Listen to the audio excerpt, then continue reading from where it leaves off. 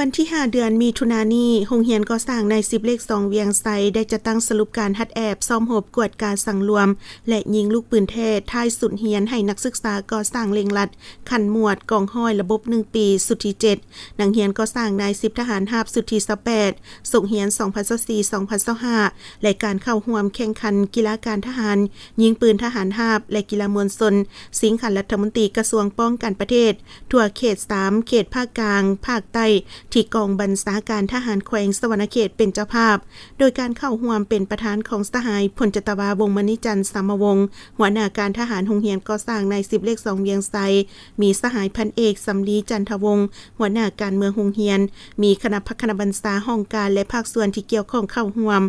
สหายพันโทคำลาวงสมภูหัวหน้าห้องอมหมก่อสร้างได้สรุปตีราคาคืนในการจะตั้งเคลื่อนไหวซ่อมหบยิงลูกปืนแท้อิงตามโครงการหลักสูตรของกรมใหญ่เสนาธิการกองทัพและแผนการอมหมฮัดแอบประจำส่งเรียน2024-2025ผ่านการอมหมฮัดแอบทางด้านทฤษฎีและการที่ได้เรียนมาระยะ1ปีสามารถตีราคาได้คือสำหรับนักเรียนก่อสร้างนาย10วิชาอาวุธปืนใหญ่แบ่งหาบปืน 12.7 มม. ยิงเก่ง11หมู่กลาง17หมู่คาดหมาย4หมู่ปืนคก82 มม. ยิงเก่ง6หมู่กลาง12หมู่คาดหมาย9หมู่ปืนเดกายิงเก่ง3หมู่กลาง23หมู่คาดหมาย6หมู่ยิงเก่งถูกสนิทปืน3หมู่กลาง23หมู่คาดหมาย6หมู่วิชาศิลปยุทธ์ยิงเก่ง6บท18สหายยิงเก่ง5บท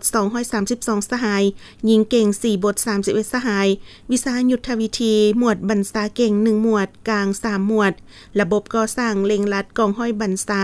เก่ง1กองห้อยกลาง4กองห้อยและเวียงงานปิ่นอ้อมอื่นๆก็สามารถรับประกันได้ห้อยส่วนห้อยและติดพันกับการเข้าร่วมแข่งขันกีฬาการทหารยิงปืนทหารหาบและกีฬามวลชน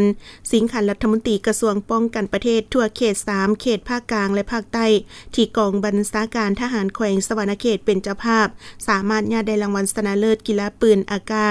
บทที่1เป้าเจียประเภทกลมกองล้วนหมู่ได้รับรางวัลเงินสด4ล้านกีบพร้อมขัน1หน่วยกีฬายิงปืนอากาบทที่2เป้าจานเหล็กประเภทกลมกองล้วนหมู่ญาได้รางวัลชนะเลิศได้รับเงินสด4ล้านกีบพร้อมขัน1หน่วยกีฬายิงปืนกาหา9สายบุคคลญาได้อันดับ3คือสหายห้อยเอกเพชรสมัยวงศักดาพร้อมในโรงเรียนได้มอบใบย่องยอให้ภาคส่วนที่ได้รับรางวัลชนะเลิศตื่มอีกในกองประชุมได้พร้อมกันแลกเปลี่ยนถอดถอนบทเรียนบางปัญหาที่ยังคงค้างเพื่อปรับปรุงแก้ไขให้มีคุณภาพดีขึ้นเรื่อยๆ